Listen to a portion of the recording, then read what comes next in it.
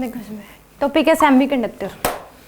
देखो सेमीकंडक्टर पहले क्या होता था कि सारी जो चीज़ें हैं इतनी बड़ी बड़ी होती थी। कंप्यूटर भी जो है मानो ये नहीं, उनका साइज़ इतना बड़ा होता था। कैमरा जो उसका साइज़ भी क्या होता था, बहुत ज़्यादा बड़ा होता था जब तक, क्योंकि उस केस में पहले क्या होता था, मान लो इंसुलेटर हो गया और कंडक्टर। इंसुलेटर तो क्या इलेक्ट्रिसिटी कंडक्ट ही नहीं करते जैसे लकड़ी होगी, और जो कंडक्टर थे वो क्या करते इलेक्ट्रिसिटी, मतलब मान लो कि आपको करंट चलाना है 20 एम्पियर, तो सीधा 20 एम्पियर चलाएगा। मान लो कोई ऐसा आइटम है कि जिसमें आपको करंट क्या चाहिए, 5 मिली एम्पियर चाहिए, 20 मिली एम्पियर चाहिए, तो उस केस में क्या करें, तो चीज़ें उतना करंट बनाने के लिए, उतना करंट चलाने के लिए चीज़ें क्या हो जाती थी, बहुत बड़ी बड़ी। तो यानी कि उन चीज़ों को छोटा करने के लिए अब साइज रेजिस्टेंस लगाते थे, हाँ, फिर वो कुछ चीज़ें इतनी ज़्यादा रेजिस्टेंस वगैरह कुछ इतनी ज़्यादा वो करनी पड़ती ताकि करंट कम हो जाए, तो इसलिए उसकी वजह से साइज क्या हो जाता था, बहुत बड़ा। तो कंप्यूटर जो है वो इतने बड़े होते थे, कैमरे जो हैं वो इतने बड़े बड़े होते थे। अब तो क्या हो गया, जो फ़ोन का कैमरा है वो भी इतनी अच्छी वो काम कर देता है, और कंप्यूटर जो है अब इतनी सी जो चीज़ इतने बड़े होती थी वो इतनी सी होगी। वो किसकी वजह से, सेमीकंडक्टर की वजह से। यानी कि इसकी वजह से सेमीकंडक्टर इसकी ज़रूरत क्यों पड़ी, क्योंकि कम करंट चलाने के लिए कंडक्टर तो क्या करेगा, सीधा ही करंट चलाएगा। 200 में करंट चला दिया, अभी 20 50 एम्पियर, इस तरीके से हमें करंट चाहिए मिली एम्पियर में मान लो, तो उस केस में उस मिली एम्पियर के करंट को चलाने के लिए साइज क्या हो जा रहा था, बड़ा हो जा रहा था। तो उसको दिक्कत आ रही थी कैरी करना, एक जगह से दूसरी जगह लेना, स्पेस ज़्यादा ले रही थी। तो यानी कि उस चीज़ दिक्कत को कम करने के लिए जो है वो क्या है, सेमीकंडक्टर। ठीक है, अब यहाँ पे हम पहले जो पढ़ रहे थे, यहाँ पे आप एटम को अलग तरीके से सोचो। हम पहले क्या पढ़ रहे थे, first cell, second cell, third cell. यहाँ पे वो सेल, यहाँ पे क्या देखोगे, गैप्स हैं, एनर्जी की गैप्स हैं। यानी कि ये क्या हो गया, न्यूक्लियस हो गया। बाहर जो सेल थी वहाँ पे, यहाँ पे क्या देखना है, गैप। ये है वैलेंस बैंड, वी भी मतलब वैलेंस बैंड। 3 गैप बना दिए, मान लो क्या बना दिए, 3 गैप है। ये है वैलेंस बैंड, ये फॉरबिडन एनर्जी गैप, और ये होता है कंडक्शन बैंड। ये क्या हो गया, कंडक्शन बैंड, सी भी मतलब conduction band, forbidden energy gap, और ये क्या होगा, वैलेंस बैंड। ठीक है, 3 गैप होते हैं। साइंटिस्ट लोगों ने, क्योंकि पहले क्या बताया, जे थॉमसन है, उसने एटम, क्योंकि किसी ने देखा तो है नहीं, तो हर बार नई थ्योरी आ जाती है। तो जो लोग ज़्यादा चीज़ें कह रहे हैं हम उसको मान लेते हैं। पहले जे थॉमसन, उसका फेल हो गया, उसने जो बताया। फिर उसके बाद अब बोर का मान रहे थे, उसने जो बताया उसने अच्छी एक्सप्लेनेशन दे दी, तो सभी ज़्यादा लोगों ने मानना शुरू कर दिया, तो अब वो मान रहे थे। ठीक है, तो यानी कि उन चीज़ों को मानना ज़्यादा शुरू कर देते जो लोग ज़्यादा कह रहे हैं। अब मान लो कि ये देख लिया कि अर्थ जो है वो फ्लैट है, तो ये मानते थे जब बच्चा पैदा होता था तब तक से लेके तब तक क्या मान रहे कि अर्थ फ्लैट है, फ्लैट है, फ्लैट है। तो जो चीज़ हम पैदा होते ही सुनने लग जाते हैं वो चीज़ हम मानने लग जाते हैं कि हम पैदा होते ही, ये मान लो ये बच्चे को समझाने, ये ब्लू है, कलर ब्लैक है, तो जितने लोगों ने बोलना शुरू कर दिया तो ब्लैक हो गया। मान लो बच्चा पैदा और उसको स्टार्टिंग से बता दे रहा है कि ये ब्लू है, तो वो ब्लू ही बोलेगा लास्ट तक, कि माइंड में सेट कर दिया कि ये क्या है, ब्लू कलर है। तो सेम इसी तरीके से कि इसमें भी, तो जो चीज़ें ज़्यादा कही जा रही हैं उसको मान लेते हैं, ज़्यादा एक्यूरेट। मान लो बोर ने दिया तो बोर मॉडल वो चल रहा है, उसने जो जिस तरीके से डिफाइन किया कि इसमें सेल होती हैं, इलेक्ट्रॉन जम करता है एक जैसे सेल से दूसरे सेल में, इस तरीके से। तो सेम यहाँ पे क्या मानते हैं कि न्यूक्लियस है, एनर्जी का गैप है, यानी कि 3 गैप्स दे रखे हैं आपको। और इलेक्ट्रॉन जब कंडक्शन बैंड में होगा, इलेक्ट्रॉन हमेशा वैलेंस बैंड से किस में जम करेगा, कंडक्शन बैंड में, तो इलेक्ट्रिसिटी कंडक्ट करेगा, वरना नहीं करेगा। तो इंसुलेटर के केस में यहाँ से यहाँ तक इलेक्ट्रॉन जा ही नहीं पाता, तो इलेक्ट्रिसिटी कंडक्ट ही नहीं होती लकड़ी के केस में मान लो, तो उस केस में। और जब कंडक्टर होते हैं तो इलेक्ट्रॉन कुछ ज़्यादा ही जम कर जाते हैं इसमें, तो यानी कि वो इलेक्ट्रिसिटी कंडक्ट कर देते हैं। यानी कि मतलब बैंड में जितने ज़्यादा, हाँ, यहाँ से यहाँ तक जितने ज़्यादा मूव करेंगे उतनी ज़्यादा इलेक्ट्रिसिटी कंडक्ट करेंगे। तो और सेमीकंडक्टर के केस में पार्ट्स लिख जाते हैं। मान लो कि कंडक्टर के केस में 100 जा रहे थे, तो उसमें पार्ट्स लिए जाएंगे, 50 चले जाएंगे, जितनी ज़रूरत होगी उस हिसाब से उतनी उस चीज़ की वायर यूज़ कर लेंगे हम। तो यानी कि ये एटम हो गया, यानी कि जिस चीज़ की हम वायर्स वगैरह यूज़ कर रहे हैं उनके एटम। मतलब कॉपर की वायर यूज़ कर रहे हो या फिर कोई सी और मटेरियल की बनी हुई मेटल की वायर यूज़ कर रहे हो, तो उस केस में उसके एटम हो जाएंगे। ठीक है, तो यानी कि उसने भी क्या कहा कि अर्थ फ्लैट है, सब ये मान रहे थे। मान लो कि फिर सबसे गैलीलियो नाम का साइंटिस्ट था, उसने बताया था कि अर्थ क्या है, वो उसने मतलब कहा कि अर्थ फ्लैट नहीं है, उसने ये कहा। बट उन लोगों ने माना नहीं, क्योंकि बाइबल जो है क्रिश्चियन, उसमें भी लिखा हुआ था अर्थ क्या है, फ्लैट है। तो उसके बाद जो न्यूटन आया, उसने मतलब केपलर आया, उसने बताया कि अर्थ फ्लैट नहीं है। तो उसके बाद लोगों ने उसने एक्सप्लेनेशन दी, तो बाद में लोगों ने मानना शुरू कर दिया। तो वो मरते दम तक कहता रहा कि राउंड फ्लैट नहीं है, फ्लैट नहीं है, फ्लैट नहीं है। बट लोगों ने मानी नहीं, क्योंकि जो चीज़ सुन रहे थे उनके ग्रंथ में जो लिखी हुई थी, बाइबल में लिखा हुआ था, तो कैसे वो अपने मतलब जिसकी वो पूजा करते हैं उसको कैसे गलत मान ले। तो हाँ, तो इसीलिए ठीक है।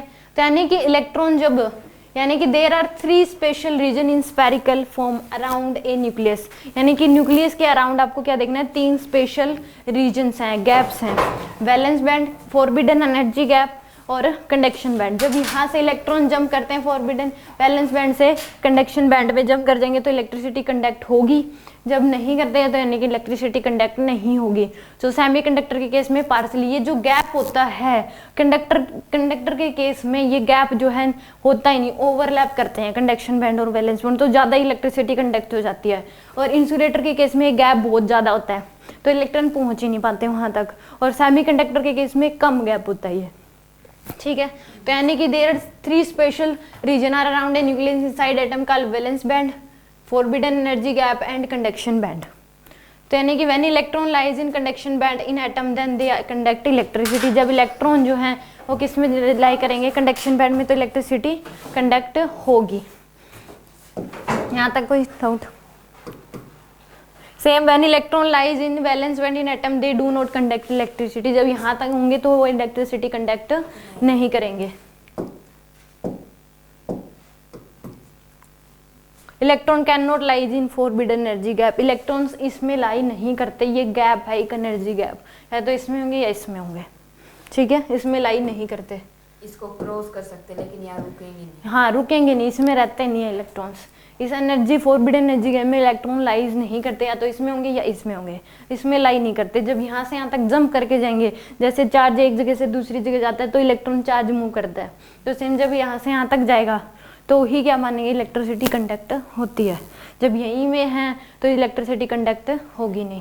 तो यानी कि इंसुलेटर्स के केस में ये गैप बहुत ज़्यादा होता है, 6 इलेक्ट्रॉन वोल्ट इतना गैप होता है, तो इस केस में इलेक्ट्रॉन यहाँ से लेके यहाँ तक जंप ही नहीं कर पाते, तो इलेक्ट्रिसिटी कंडक्ट ही नहीं होती।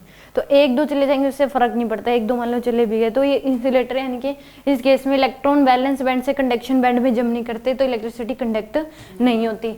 कंडक्टर बैंड में ये ओवरलैप करते हैं, फॉरबिडन एनर्जी गैप यानी कि ना के बराबर 0 हो जाती है। पेपर उसमें लिखा जाता है कि forbidden energy gap in case of conductor वो 0 हो जाती है, होती नहीं है, 0 हो जाती है, ऐसा लिख सकते हो आप।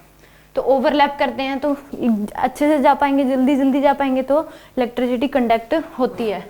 सेमीकंडक्टर के केस में गैप 1 इलेक्ट्रॉन वोल्ट के ऑर्डर का होता है, तो इलेक्ट्रिक यानी कि पार्सली कुछ है चले जाएंगे, कुछ है नहीं जाएंगे। और ज़्यादा जो सेमीकंडक्टर में यूज किया जाता है वो सिलिकॉन और जर्मेनियम, ये 2 यूज किए जाते हैं। जो 14th ग्रुप है वो सेमीकंडक्टर है, तो उस केस में भी बेस्ट जो है वो सिलिकॉन और जर्मेनियम, ये हर जगह मिल भी जाते हैं, और ये अच्छे से इलेक्ट्रिसिटी यानी कि जितनी चाहिए उसका यूज करके, सिलिकॉन और जर्मेनियम अच्छे सेमीकंडक्टर्स हैं, इसलिए इनका यूज किया जाता है। सिलिकॉन के केस में फॉरबिडन एनर्जी गैप जो होता है वो 1.414 इलेक्ट्रॉन वोल्ट होता है। ये याद करना है कि सिलिकॉन के केस में एनर्जी गैप कितना होता है, 1.414 यानी कि √2 के बराबर, 1.414 इलेक्ट्रॉन वोल्ट। और forbidden energy gap in case of germanium 0.67 electron volt होता है, ठीक है, तो कम होते हैं। मान लो कि कम इलेक्ट्रिसिटी वो करनी है तो इस सिलिकॉन यूज कर लो, जर्मेनियम तो ये और जल्दी ज़्यादा कर देगा उसके कंपैरिजन में। तो यानी कि इसकी ज़रूरत ही क्यों पड़ी, पता लग गया सेमीकंडक्टर जो है उसकी ज़रूरत क्यों पड़ी। मान लो कि ये तो क्या करवाता ही नहीं इलेक्ट्रिसिटी, ये अगर यूज करते तो बहुत ज़्यादा करवा देता, मान लो जितने की जरूरत उससे ज़्यादा ही करवा दे तो 20 ही करवाऊँ, तो उस केस में हमें चाहिए मान लो 30 मिली एम्पियर, तो उस केस में क्या यूज करते हैं, सिलिकॉन सेमीकंडक्टर्स का यूज करते हैं। यानी कि इसमें याद जो करनी है वो याद करनी है कि इंसुलेटर के केस में जो फोरबिडन एनर्जी गैप ज़्यादा ही होता है, 6 इलेक्ट्रॉन वोल्ट का होता है। कंडक्टर के केस में 0 होता है, ओवरलैपिंग होती है। सेमी कंडक्टर के केस में 1 इलेक्ट्रॉन वोल्ट का होता है, और फोरबिडन एनर्जी गैप सिलिकॉन के केस में 1.414 होता है इलेक्ट्रॉन वोल्ट, और जर्मेनियम के केस में 0.67 इलेक्ट्रॉन वोल्ट होता है। यही क्यों यूज किए जाते हैं, क्योंकि ये बेस्ट सेमी कंडक्टर हैं, ये अच्छे से इलेक्ट्रिसिटी कंडक्ट कर देते हैं। ठीक है, अब उसके बाद सेमीकंडक्टर को भी 2 पार्ट्स में डिवाइड कर दिया। क्यों, मान लो कि एक तो प्योर सेमीकंडक्टर और एक है इम्प्योर सेमीकंडक्टर। कि मान लो कि सेमीकंडक्टर, प्योर सेमीकंडक्टर यूज कर लिया, मान लो हमें क्या चाहिए, मान लो 20 मिली एम्पियर चाहिए, तो सेमीकंडक्टर वो कंडक्टर तो कर नहीं पाएगा। सेमीकंडक्टर अगर यूज कर लिया तो वो कर देगा मान लो 20 मिली एम्पियर। अब हमें चाहिए मान लो 22 मिली एम्पियर चाहिए, तो उस केस में 2 पार्ट्स में डिवाइड कर दिया, उसमें कि कितनी चाहिए। तो उस केस में 2 इम्प्योर सेमीकंडक्टर यानी कि पी टाइप और एन टाइप, तो उस केस में जब सेमीकंडक्टर तो 14th ग्रुप में मिक्सिंग की जाती है, डोपिंग की जाती है। क्या की जाती है, डोपिंग की जाती है, ताकि वो कंडक्टिविटी बढ़ जाए थोड़ी सी।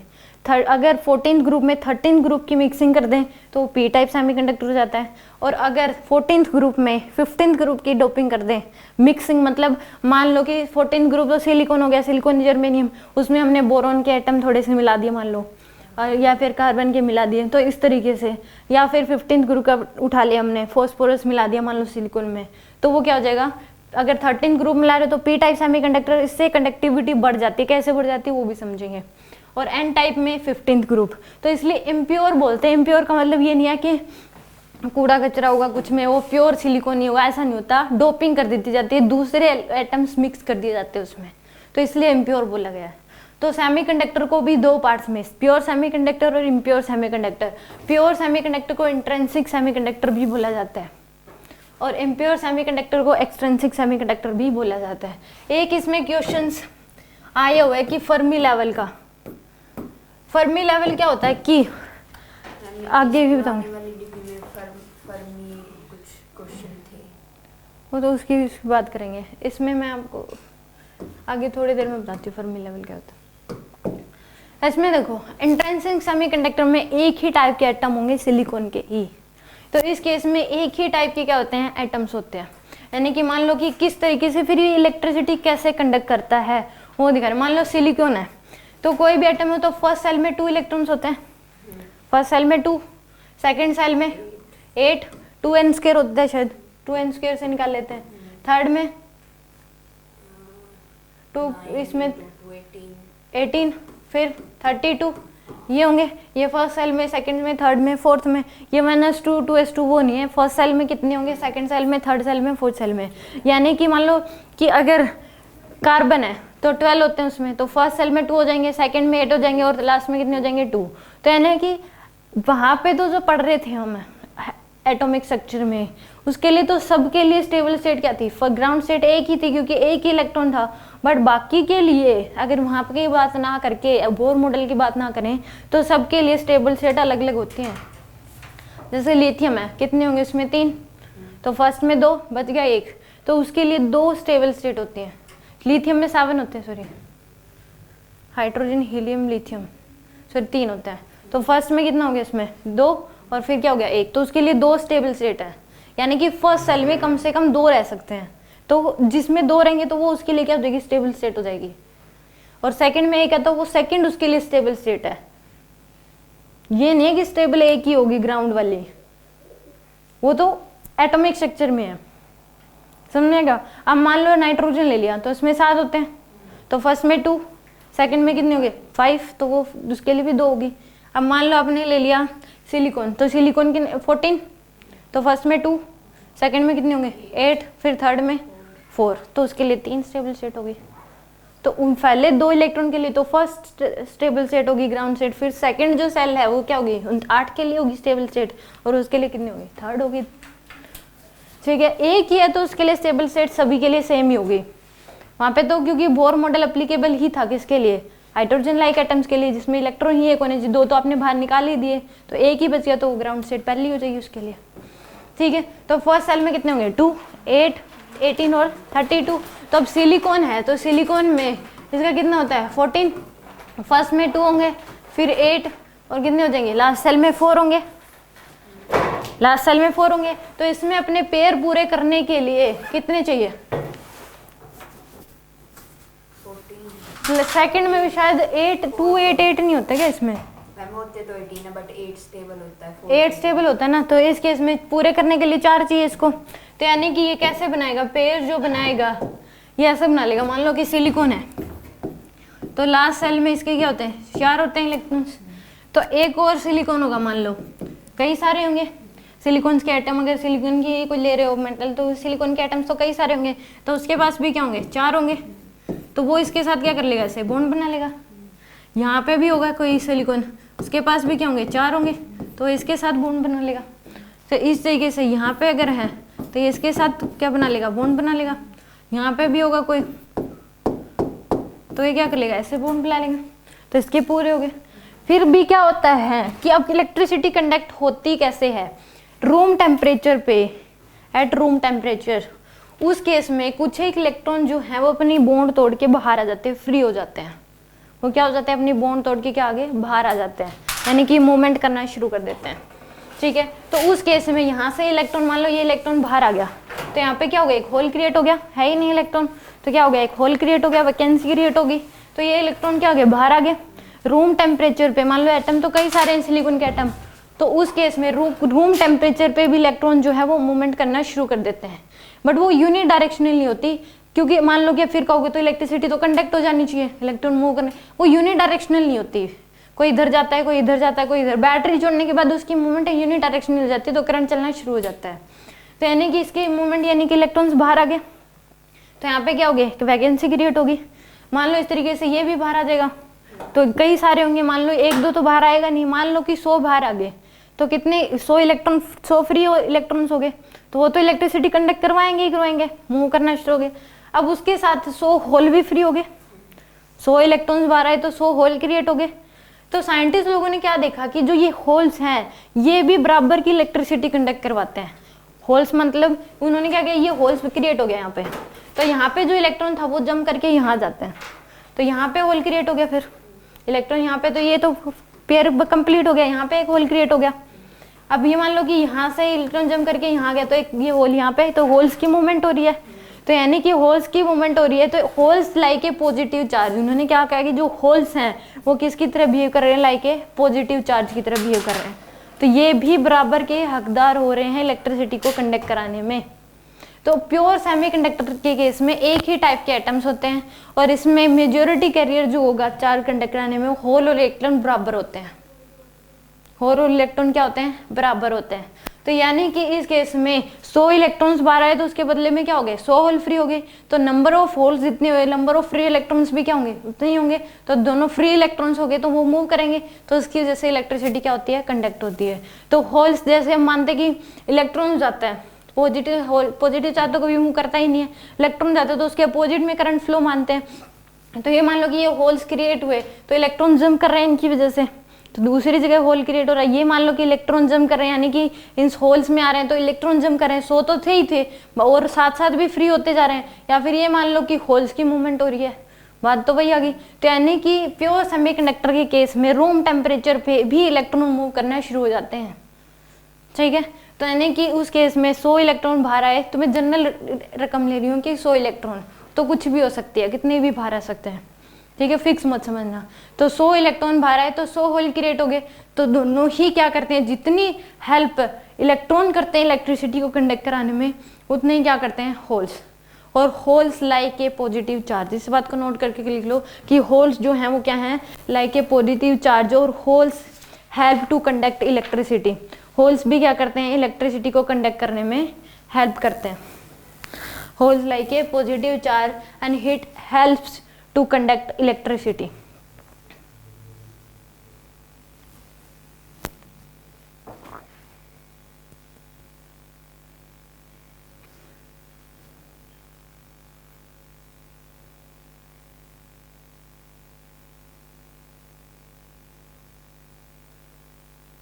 ठीक है, तो यानी ये क्या करते हैं, इलेक्ट्रिसिटी। तो प्योर सेमीकंडक्टर में जो इलेक्ट्रिसिटी कंडक्ट होती है उसमें इलेक्ट्रॉन्स और होल दोनों क्या होते हैं, बराबर होते हैं।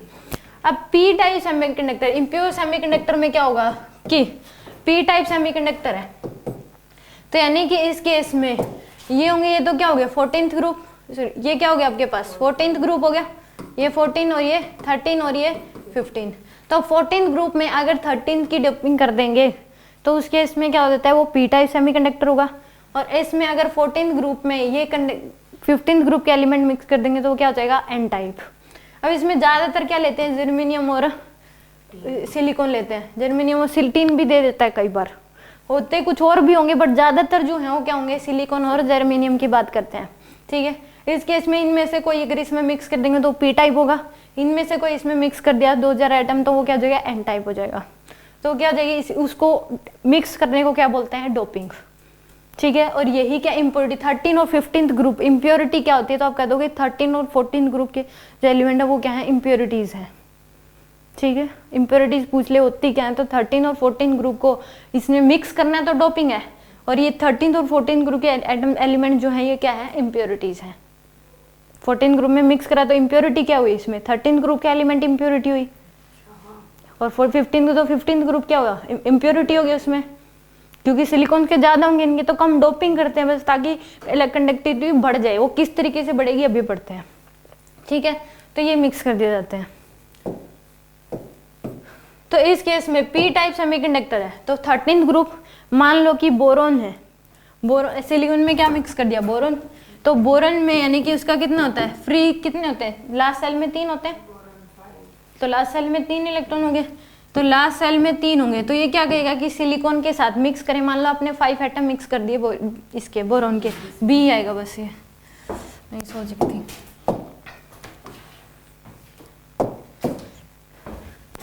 तो इसके पास क्या होंगे, 3 एटम है लास्ट सेल में, तो ये क्या कहेगा कि सिलिकॉन के साथ उसको कहेगा कि हम बॉन्ड बना लेते हैं, सिलिकॉन को क्या बोलेगा, बॉन्ड बना लेते हैं। मान लो यहाँ सिलिकॉन है तो उसके तो क्या है 4 है, तो उसको ये कहेगा कि बॉन्ड बना लेते हैं, मान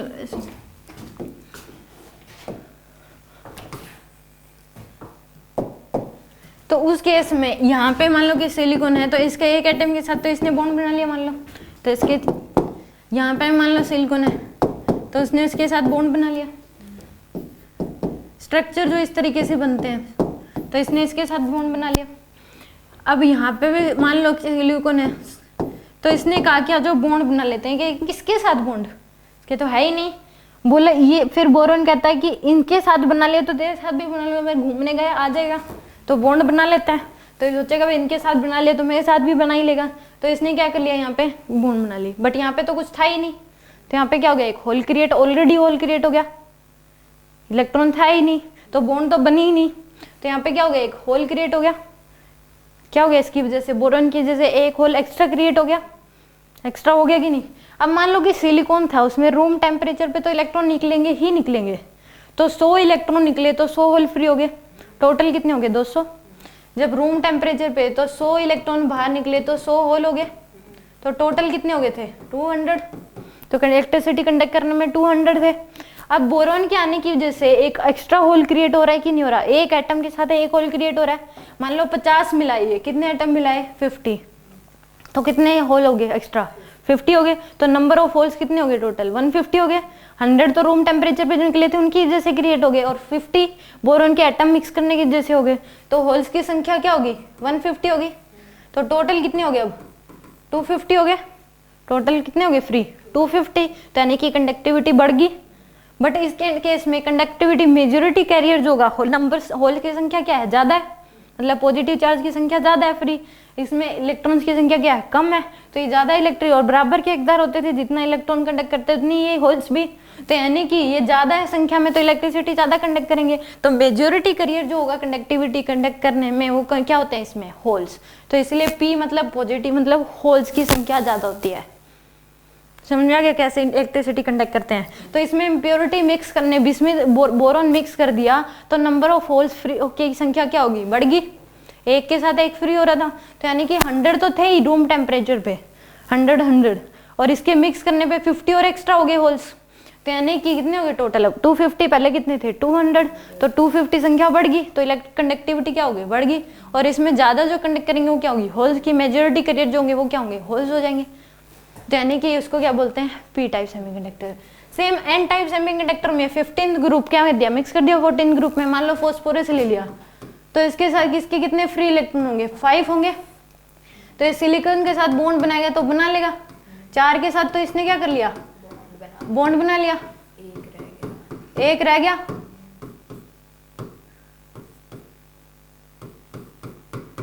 तो मिक्स करने का एक फ्री इलेक्ट्रॉन तो इसके साथ ही हो गया, 4 के साथ ही बॉन्ड बनी, एक तो फ्री हो गया। तो यानी कि फास्फोरस के वो करने पे पीएच होता है क्या, पी अकेला होता है शायद, ये पी फास्फोरस के मिक्स करने पे क्या हो गया, एक इलेक्ट्रॉन फ्री हो गया। तो पहले मान लो रूम टेम्परेचर पे सिलिकॉन में से 100 इलेक्ट्रॉन तो निकले हुए थे, तो उसके साथ 100 फ्री थे, तो 100 इलेक्ट्रॉन तो टोटल कितने थे, 200, 200 थे टोटल। अब फास्फोरस मिक्स करने में एक इलेक्ट्रॉन तो पहले से ही फ्री हो गया, वो तो रूम टेम्परेचर के अलावा एक और फ्री हो गया, मान लो 50 मिलाए तो 50 इलेक्ट्रॉन ज्यादा हो गए फ्री इलेक्ट्रॉन्स। तो फ्री इलेक्ट्रॉन की संख्या कितनी होगी अब, 150, तो टोटल कितने हो गए, 250। अब इसमें मेजॉरिटी कैरियर्स क्या है, इलेक्ट्रॉन्स हैं, फास्फोरस मिक्स कराया तो फ्री इलेक्ट्रॉन ज्यादा हो गए, तो मेजॉरिटी कैरियर क्या हो गया, इलेक्ट्रॉन्स। तो यानी कि इसमें एन टाइप सेमीकंडक्टर में जो कंडक्ट है तो इलेक्ट्रिसिटी क्या होगी, ज्यादा कंडक्ट होगी। दोनों ही केस में बढ़ती है कंडक्टिविटी। वो किस तरीके फिर ये सोचेंगे कि 23 मिली एम्पियर करनी है तो क्या करें, पी टाइप में बोरॉन मिक्स करें या ये करें, तो वो देखी जाती है एक्सपेरिमेंट में कि कौन सा ज्यादा स्टेबल है, कौन सा अच्छे से इतना कर पा रहा है। वो तो इतना उस केस में वो तो डिटेल में पढ़ना पड़ेगा, फिर इलेक्ट्रॉनिक्स लेनी पड़ेगी, फिजिक्स इलेक्ट्रॉनिक्स में आगे करनी पड़ेगी। एक होती है इलेक्ट्रॉनिक्स, होती है इलेक्ट्रिकल। इलेक्ट्रिकल तो जब मान लो कि 220 वोल्ट पे काम करते हैं, एसी हो गया, फ्रिज हो गया, ये सब। यार इलेक्ट्रॉनिक्स जैसे फोन हो गया, ये सब यानी कि छोटे आइटम्स जो हो गए वो इलेक्ट्रॉनिक्स होते हैं। अब कोई भी मान लो बेच रहा है, जो कोई भी ऑनलाइन साइट पे कुछ खरीदते हैं तो इलेक्ट्रॉनिक्स अलग और हाँ इलेक्ट्रिकल अलग होते हैं, इलेक्ट्रॉनिक्स अलग होते हैं, जो कि कम वोल्ट पे काम करते हैं। जैसे फोन हो गया या फिर आपका टैब ले लो, लैपटॉप हो गया, ये सब कम वोल्ट पे काम करते हैं। और ये फ्रिज हो गया, एसी हो गया, ये सारे हाई वोल्ट पे काम करते हैं, तो ये इलेक्ट्रिकल आइटम है। कोई भी मान लो फ्रिज, एसी, कूलर ये बेच रहा है तो वो इलेक्ट्रिकल आइटम्स लिखने चाहिए उसको, ना कि इलेक्ट्रॉनिक। इलेक्ट्रॉनिक अगर लिखेगा तो यानी कि वो क्या बेच रहा है, फोन्स बेच रहा है, चार्जर बेच रहा है, या फिर कोई और छोटी टैब बेच रहा है, तो वो क्या होंगे, इलेक्ट्रॉनिक्स आइटम्स होंगे। तो इलेक्ट्रॉनिक और इलेक्ट्रिकल में फर्क है, ठीक है। तो यानी कि इस केस में क्या हो जाएंगे, वो तो देखी जाएगी कि कितनी कंडक्टिविटी करनी है इलेक्ट्रॉनिक्स आइटम्स के लिए।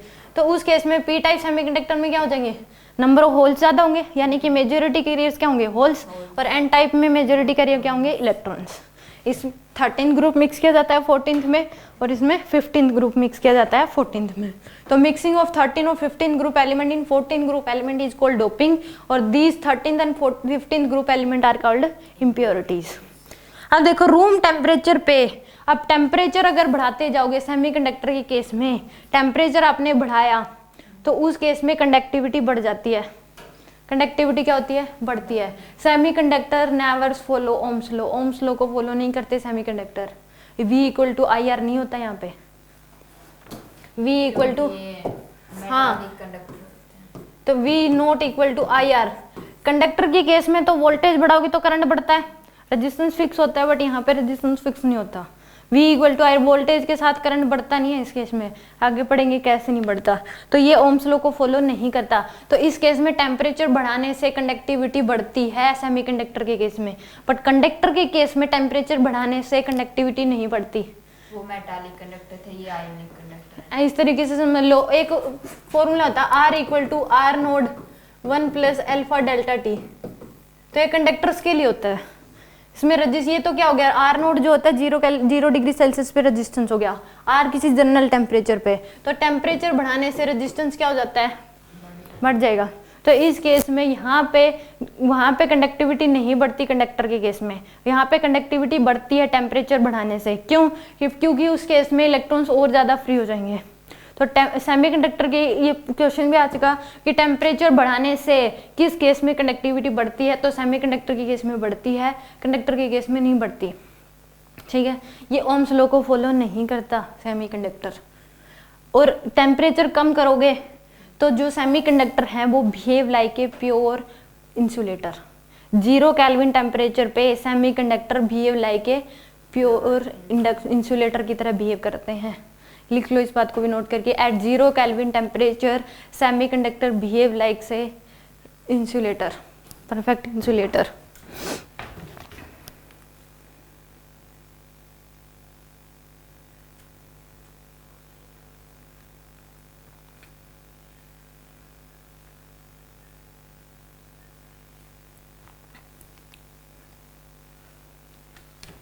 ठीक है, 0 केल्विन टेम्परेचर अगर कर दो, टेम्परेचर आप कम करते जा रहे हो, रूम टेम्परेचर में तो इलेक्ट्रॉन निकल आते हैं, टेम्परेचर कम करोगे तो इलेक्ट्रॉन आपसे ही अपने बॉन्ड बना लेंगे, तो यानी कि वो इंसुलेटर की तरह बिहेव करेंगे, इलेक्ट्रिसिटी कंडक्ट नहीं करते। ठीक है, तो पूछ ले कि 0 केल्विन टेम्परेचर पे सेमीकंडक्टर बिहेव, टेम्परेचर डिक्रीज करोगे तो कंडक्टिविटी डिक्रीज होती है सेमीकंडक्टर के केस में, और टेम्परेचर अगर बढ़ाओगे तो कंडक्टिविटी बढ़ती है।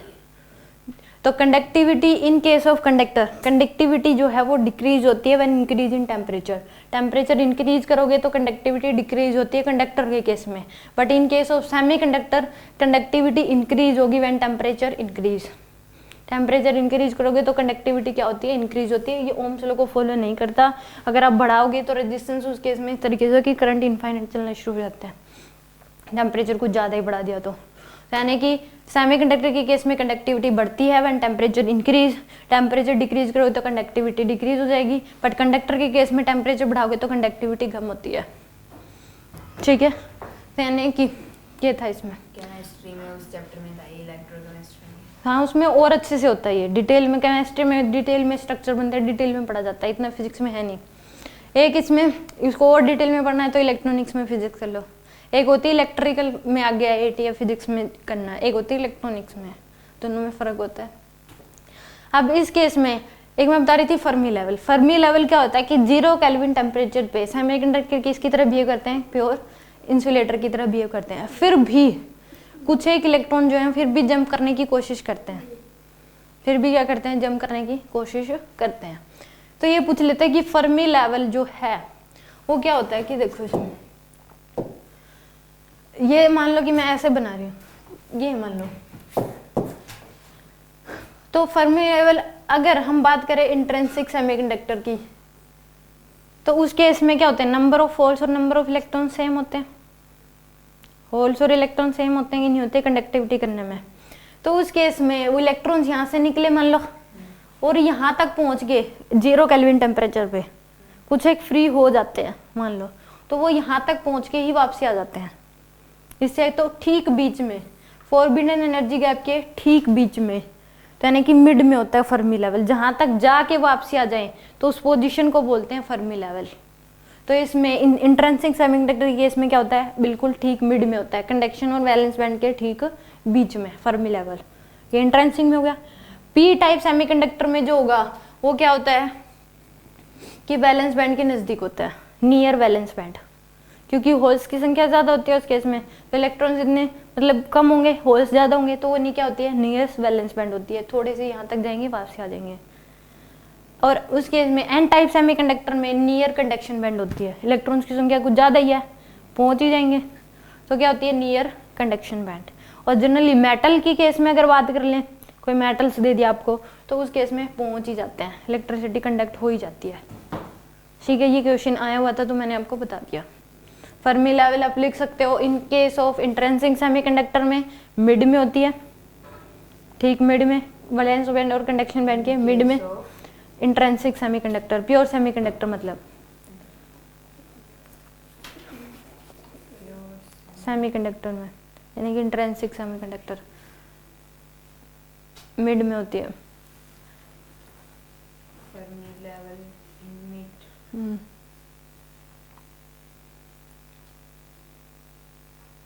ठीक है। पी टाइप सेमीकंडक्टर में नियर वैलेंस बैंड होती है,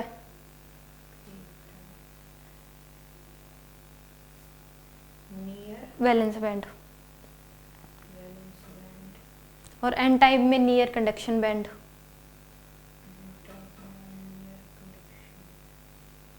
और मेटल के केस में तो कंडक्शन बैंड में ही होती है, पहुंच ही जाते हैं।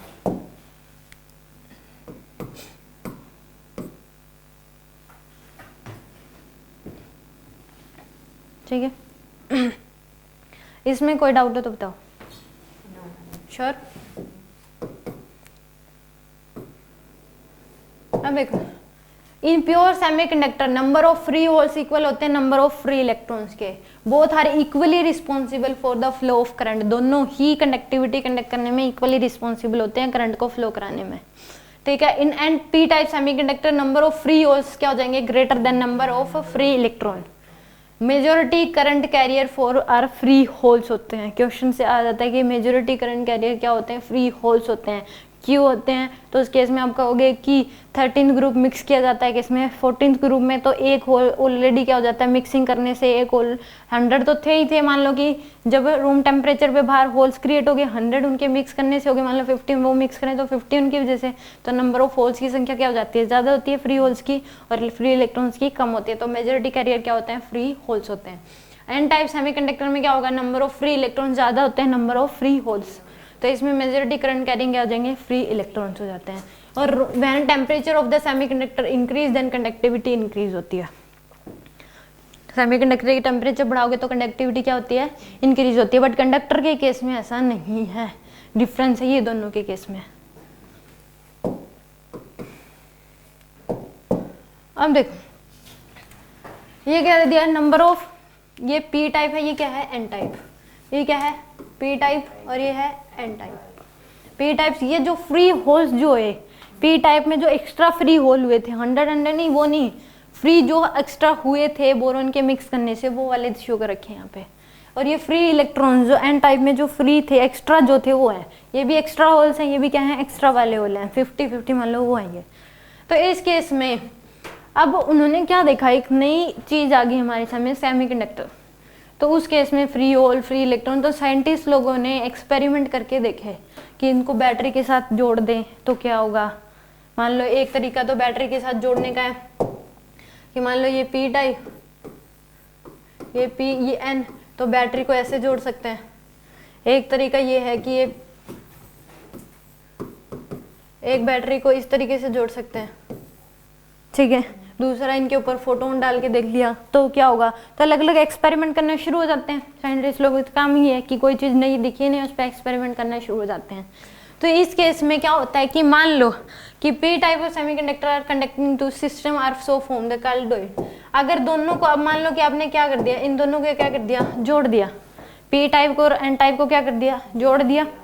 तो यानी कि मान लो टेप लगा दी, पी को पकड़ा, टी को, दोनों को क्या कर दिया, जोड़ दिया। तो यहाँ पे क्या है, ये फ्री होल्स है, ये क्या है फ्री इलेक्ट्रॉन्स है। तो इलेक्ट्रॉन्स क्या होंगे, इनकी तरफ बॉन्ड बनाने शुरू कर देंगे। ये क्या करेंगे, इसके साथ इलेक्ट्रॉन्स क्या करेंगे, बॉन्ड बनाने शुरू कर देंगे ऐसे, ठीक है। तो उस केस में कुछ एक मान लो ये सेकंड वाले भी बनाने शुरू कर दिया, तो ये क्या हो गया, यहाँ पे एक बैरियर पैदा हो जाता है, जंक्शन पैदा हो जाता है, पोटेंशियल बैरियर बोलते हैं इसको।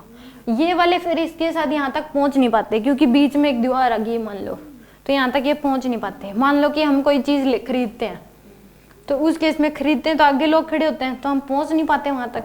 तो सेम ही होता है कि होल और इन्होंने क्या कर लिया, एक दूसरे के साथ बॉन्ड बना ली, तो ये क्या हो गया, बैरियर क्रिएट हो गया। तो जो पीछे वाले हैं वो ऐसे ऐसे कर रहे हैं पर पहुंच नहीं पा रहे, तो यानी कि क्या हो जाता है, इसको क्या बोलते हैं, पोटेंशियल बैरियर। यानी कि इन P type and N type semiconductor, और इस सिस्टम को पूरे को, ये पी टाइप है ये क्या है एन टाइप, इन दोनों को जोड़ दे तो इस सिस्टम को क्या बोलते हैं, डायोड। इस सिस्टम को क्या बोल दिया, डायोड। कि डायोड होता क्या है, पी टाइप और एन टाइप सेमीकंडक्टर को जोड़ दिया तो उस पूरे सिस्टम को क्या बोलते हैं, डायोड बोलते हैं। यानी P type and N type semiconductor are connect with each other then the system so formed is called a diode and P N junction diode बोल दो, या तो डायोड बोल दो या फिर पी एन जंक्शन डायोड बोल दो। When p type and n type semiconductor are connected, then free holes and free electrons join each other and there is formation of a depletion layer. Depletion layer बोल दो, potential barrier बोल दो, junction barrier बोल दो, तीनों ही बोल सकते हो। depletion layer एक layer create हो जाती है, यानी कि एक डिप्लीशन लेयर होगी, जंक्शन बैरियर हो गया, या फिर पोटेंशियल बैरियर बोल दो। और इसकी थिकनेस जो है वो 0.6 माइक्रोमीटर के ऑर्डर की होती है, 0.5 माइक्रोमीटर के ऑर्डर की होती है, नहीं होती है 0.5 माइक्रोमीटर के ऑर्डर की, या माइक्रोन्स मीटर, माइक्रोन्स बोल दो, 0.5 माइक्रोन्स, माइक्रोन्स का मतलब माइक्रोमीटर ही होता है। तो कितने के ऑर्डर की होती है, 0.5 माइक्रोमीटर के ऑर्डर की होती है डिप्लीशन लेयर। तो इस केस में ये सिंबॉलिक रिप्रेजेंटेशन दे रखी है। ये मिक्स कैसे हो जाते हैं, ये इधर उधर वाले मिक्स हो नहीं पाते, कुछ एक मिक्स हो जाते हैं तो एक बैरियर बन जाता है, होना चाहते बट हो नहीं पाते, बीच में एक बैरियर बन गया, ठीक है। ये नहीं है कि जंप करके यहाँ सारे मिक्स हो जाएंगे। तो उस केस में इस लेयर को क्या बोलते हैं, डिप्लीशन लेयर, पोटेंशियल बैरियर या फिर जंक्शन बैरियर बोल दो। ये तो क्या हो गया, ये तो सिंबल, इसी को इस तरीके से डिनोट करते हैं। ये डायोड का सिंबल है, ये पी टाइप हो गया, ये एन टाइप, ये नुकीला जो पार्ट है ये एन टाइप और ये क्या हो गया, पी टाइप, ठीक है। सिंबल है डायोड का, ऐसे कहीं पे मिलेगा तो ऐसे मिलेगा आपको, तो आप समझना ये पी एन डायोड बना रखा है, पी टाइप और एन टाइप, ठीक है। यानी कि नुकीला पार्ट जो है वो एन है और ये पी है, इस तरीके से हैं, जो भी है। अब देखो उन्होंने क्या करा कि कोई चीज नहीं आ गई तो बैटरी के साथ जोड़ के देखना शुरू कर दिया। इस तरीके से भी जोड़ सकते हैं, इस तरीके से, तो फॉरवर्ड बायस और ये रिवर्स बायसिंग, जैसे सेम पढ़ रहे थे वहाँ पे बैटरी को पलट दिया फोटो इलेक्ट्रिक इफेक्ट में, तो फॉरवर्ड और रिवर्स था, तो सेम इसमें फॉरवर्ड बायस और रिवर्स बायस।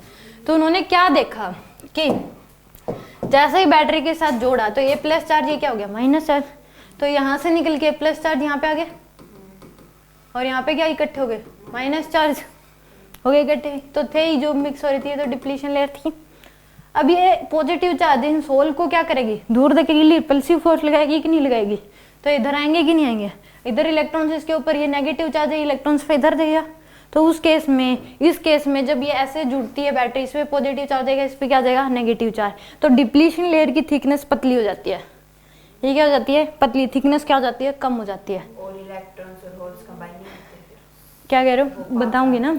तो ये क्या हो जाती है, कम हो जाती है। ये नहीं है कि ये भी इधर आ जाएंगे, ये क्या होंगे, ये नहीं है कि और मिक्सिंग होना शुरू हो जाती है, ना के बराबर होती है, बस पतली हो जाती है। कि मान लो कि वो थोड़े लोग आगे हो गए तो हम भी क्या हो गए, थोड़ी से आगे हो गए, तो हमारे बीच का गैप क्या हो गया, कम हो गया मान लो। या फिर उस केस में गैप पतले पतले, पहले मान लो मोटे मोटे बंदे थे, थोड़े पतले पतले बंदे आ गए, तो गैप क्या हो गया उस केस में, कम, यानी कि लेयर जो है वो क्या होगी, कम होगी। धक्के मान लो पीछे से ज्यादा लग रहे हैं, मान लो कि वो खड़े हुए थे तो धक्के पीछे से ज्यादा लग रहे हैं, तो गैप क्या होता जाएगा, कम, तो लेयर क्या होगी, कम होगी। तो यहाँ पे इस पे बैटरी जोड़ते, इस पे क्या हो गया पॉजिटिव चार्ज, इस पे क्या हो गया नेगेटिव चार्ज, तो इलेक्ट्रॉन को रिपेल करेंगे एक दूसरे के साथ, तो उस केस में डिप्लीशन लेयर क्या हो जाती है, थिकनेस कम हो जाती है। और अगर वोल्टेज और बढ़ाते जाओगे, इन्होंने क्या देखा कि उस केस में अगर स्टार्टिंग में जो वोल्टेज होगी तो इलेक्ट्रॉन्स ये क्या होंगे, डिप्लीशन लेयर पतली हो जाएगी, तो उस केस में इस टाइम इलेक्ट्रिसिटी कंडक्ट नहीं हो रही अभी भी। ये जो डायोड है ये इनफाइनाइट रेजिस्टेंस की तरह बिहेव करता है, स्टार्टिंग में किसकी तरह बिहेव करेगा, इनफाइनाइट रेजिस्टेंस की तरह है। अब इनकी मान लो वोल्टेज बढ़ाते गए, बैटरी की वोल्टेज मान लो पहले 10 थी, तो वोल्टेज बढ़ाते जा रहे हैं, 20 कर दी, 30 कर दी, 40, तो यहाँ पे और ज्यादा पॉजिटिव चार्ज नेगेटिव चार्ज आ जाएंगे, वोल्टेज बढ़ा रहे हो तो चार्ज बढ़ जाएगा, तो ये और ज्यादा एक दूसरे की तरफ, तो पतली और पतली होती जाएगी, और एक टाइम एक ऐसी वोल्टेज आएगी कि जिसके बाद ये पोटेंशियल ये लेयर क्या होती है, टूट ही जाती है। ये लेयर क्या हो जाती है, टूट जाती है। उस केस में इलेक्ट्रिसिटी उसके बाद ये इनफाइनाइट जीरो रेजिस्टेंस हो जाता है इसका, और करंट कुछ ज़्यादा ही फ्लो करने लग जाता है। करंट क्या हो जाएगा उस केस में, फिर ज़्यादा ये मिक्स होने लग जाएंगे एक दूसरे के इधर, ये इधर आ जाएंगे, इधर आ जाएंगे, तो क्या हो जाते हैं, लेयर ही नहीं रही तो टूटने, उस केस में क्या हो जाएंगे, लड़ाई करने, मतलब मान लो वो बंदे ही नहीं रहे तो हमारा नंबर आ जाएगा, तो उस केस में क्या हो जाएगा, फिर ये लेयर ही टूट जाएगी, तो इलेक्ट्रिक करंट कुछ ज़्यादा ही फ्लो करने लग जाता है। यानी कि स्टार्टिंग में तो क्या हो रहा था, ये इनफाइनाइट रेजिस्टेंस की तरह बिहेव कर रही थी, करंट चल ही नहीं रहा था, तो उस केस में जैसे जैसे वोल्टेज बढ़ाते गए, एक वोल्टेज आएगी, न्यू वोल्टेज बोलते हैं उसको, और उसकी वैल्यू होती है 0.6 वोल्ट, उसकी वैल्यू कितनी होती है 0.6 वोल्ट। तो उस न्यू वोल्टेज के बाद अगर आप वोल्टेज बढ़ाओगे तो उस केस में उसके बाद करंट क्या हो जाता है, बहुत ज़्यादा बढ़ जाता है, करंट क्या हो जाएगा, ये टूट ही जाएगी डिप्लीशन लेयर, और करंट इनफाइनाइट करंट चलता है। फिर रेजिस्टेंस क्या हो जाता है इसका, जीरो रेजिस्टेंस की तरह बिहेव करता है। जब तक न्यू वोल्टेज नहीं आती तो diode behave like infinite resistance, तभी ये V = IR को फॉलो नहीं करता। तो इस केस में ये क्या हो जाएगा, इनफाइनाइट रेजिस्टेंस की तरह बिहेव करता है, और वोल्टेज बढ़ाते जाओगे, न्यू वोल्टेज के बाद वोल्टेज, उसके बाद क्या होगा, वोल्टेज बढ़ाओगे तो करंट ज़्यादा ही बढ़ जाता है, रेजिस्टेंस किसकी तरह हो जाता है, जीरो रेजिस्टेंस की तरह, ठीक है। तो इस केस में फॉरवर्ड बायस में क्या होता है, positive terminal of the battery connect with P type and negative terminal of the battery connect with N type, ठीक है। फॉरवर्ड बायस अगर लिखिए, फॉरवर्ड बायस होता क्या है, तो उस केस में आपको होगी कि positive terminal of the battery connected with the P type and negative terminal of the battery connected with the N type. ठीक है, तो उस केस में और एक वोल्टेज एक टाइम ऐसा आएगा और इनिशियली डायोड बिहेव लाइक ए इनफाइनाइट रेजिस्टेंस, करंट जीरो होता है। करंट क्या होता है स्टार्टिंग में जीरो, और एक टाइम अगर वोल्टेज नी वोल्टेज के बाद करंट क्या हो जाता है, इनका बिहेव किसकी तरह हो जाता है, जीरो रेजिस्टेंस, और करंट क्या होता है एकदम से ज़्यादा चलता है, मैक्सिमम करंट चलेगा फिर इनफाइनाइट के। इसको ये क्या होगा, इसका इस तरीके से नहीं बनेगा, फिर इस तरीके से बनेगा। मतलब ये इसको डायोड कैसे बना दिया, बैटरी। तो पेपर में आपको इस तरीके से मिलेगा क्वेश्चंस में, इस तरीके से नहीं मिलता। तो यहाँ पे करंट इस केस में फिर इनफाइनाइट करंट चलता है। ठीक है, अब देखो इसमें ये पता लग गया। तो फॉरवर्ड बायस के केस में साइज ऑफ डिप्लीशन लेयर क्या, थिकनेस ऑफ डिप्लीशन लेयर क्या होती है, इंक्रीज होती है, सॉरी डिक्रीज होती है। वोल्टेज अगर बढ़ाओगे तो साइज ऑफ डिप्लीशन लेयर क्या हो जाता है, थिकनेस ऑफ डिप्लीशन लेयर क्या हो जाएगी, डिक्रीज। समझ आएगा क्यों, तो लिख लो इस बात को नोट करके। इन case of forward biasing, in case of forward biasing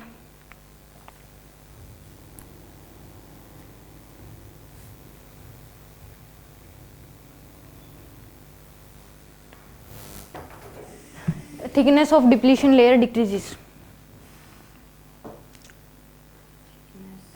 of depletion layer decreases।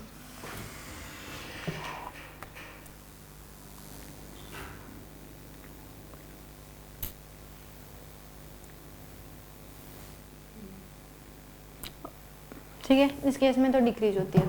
Forward bias में होता क्या है कि positive plate of the battery connected with the P type and negative plate of the battery connected with the N type.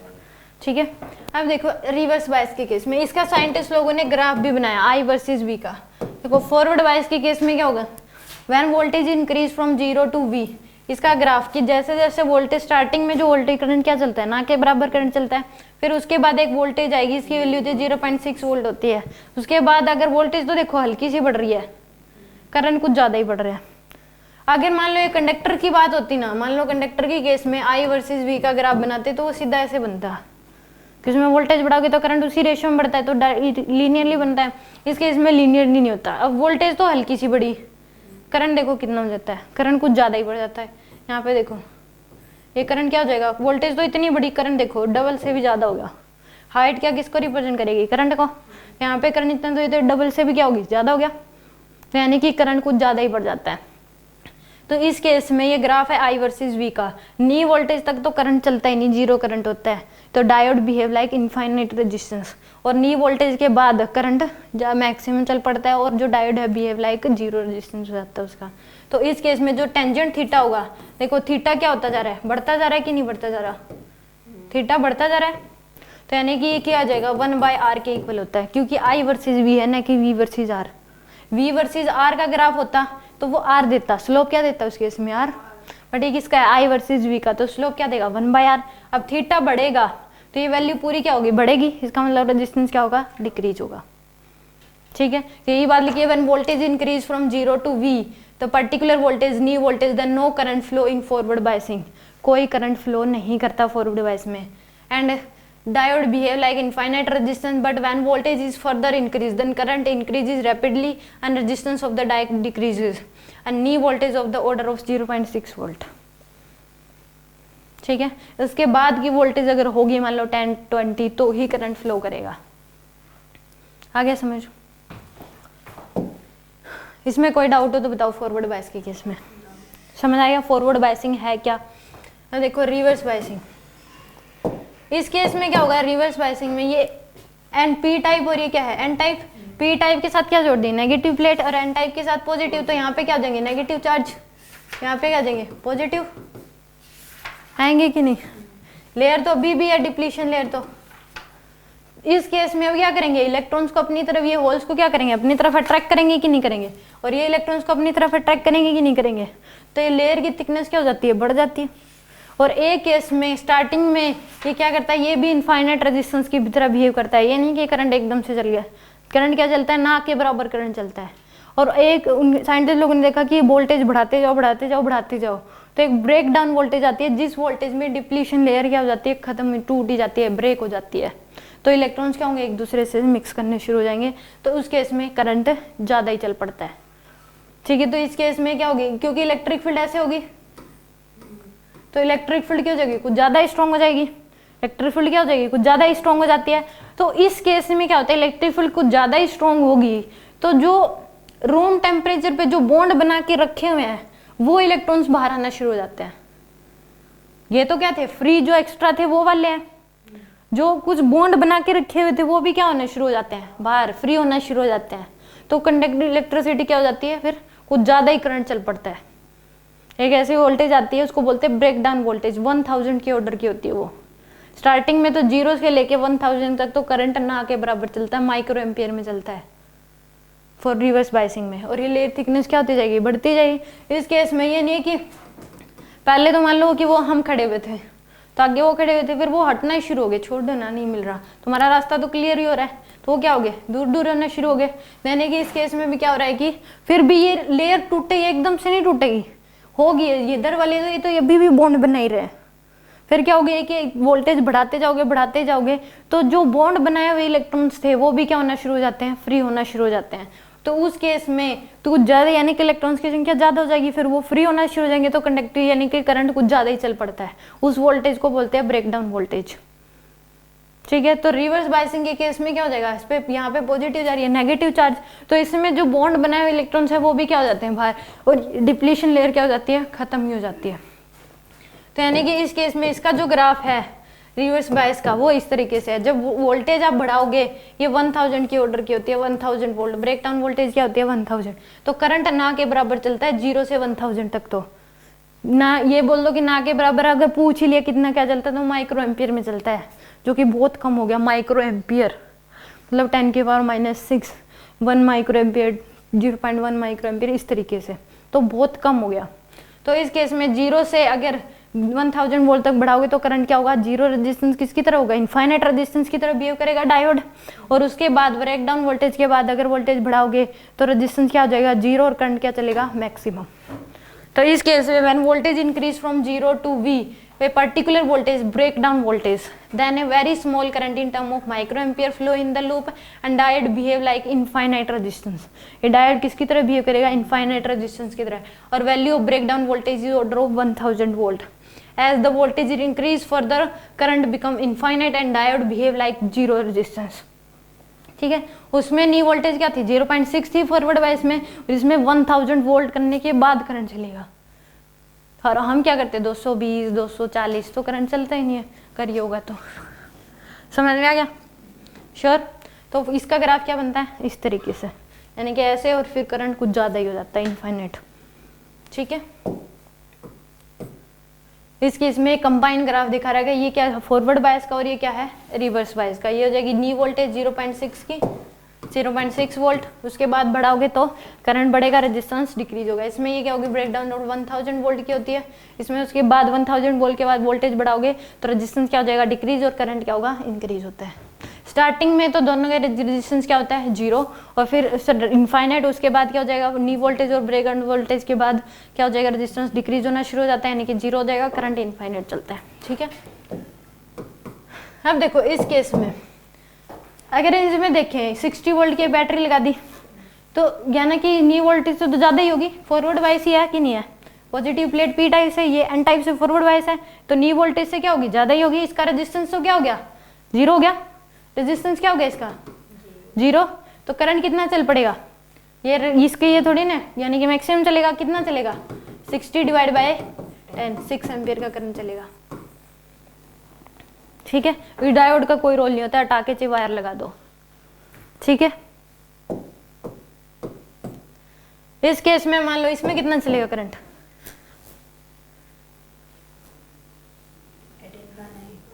इसमें तो ये क्या हो जाएगा, इनफाइनाइट की तरह करंट चलेगा ही नहीं, करंट क्या चलेगा ही नहीं, तो जीरो हो जाएगा करंट। इसमें बता दो कितना आएगा आंसर।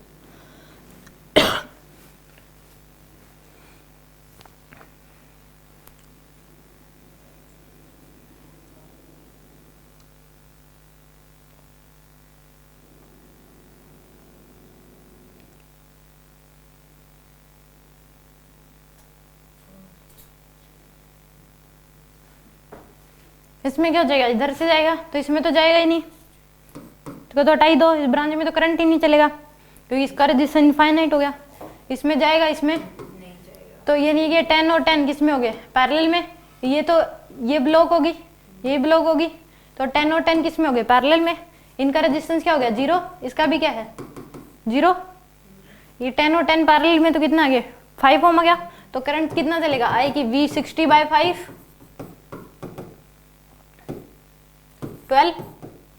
12 एम्पियर चलेगा। तो 6 इसमें 6 इसमें आ गया समझ। बैटरी में कितना करंट निकलेगा, 12 एम्पियर का। आया कि नहीं आया समझ, श्योर।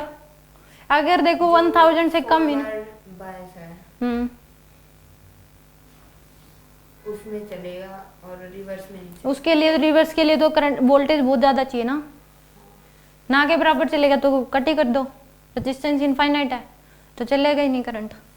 V=IR को फॉलो नहीं करता ये, तो चलेगा ही नहीं, तो इसको ना ही चल रहा है तो उसकी रोल ही क्या इसका, फिर हटाई दो। तो इन दोनों को नेगलेक्ट कर दो, ये दोनों पैरेलल में 560/5 कितना चल पड़ेगा, 12 एम्पियर। आया नहीं आया समझ, श्योर। एक बात ये नोट कर लो, 0 केल्विन टेम्परेचर पे semiconductor behave like a pure insulator, ठीक है, आ सकता है।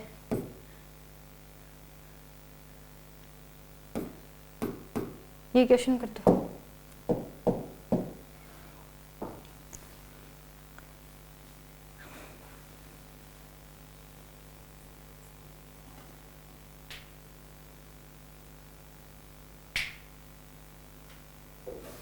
इसमें बताओ,